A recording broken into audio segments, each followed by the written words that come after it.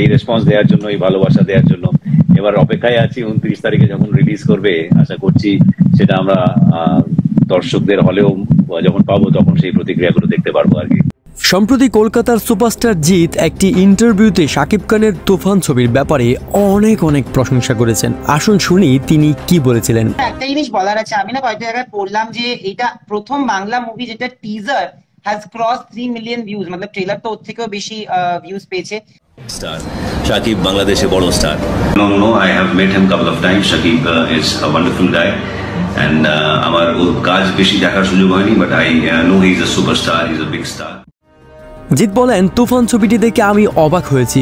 শাকিব খান অসাধারণ অভিনয় করেছেন তুফানে। প্রতিটি দৃশ্যে তার অভিনয়ের গভীরতা, আবেগ এবং দক্ষতা আমাকে মুগ্ধ করেছে।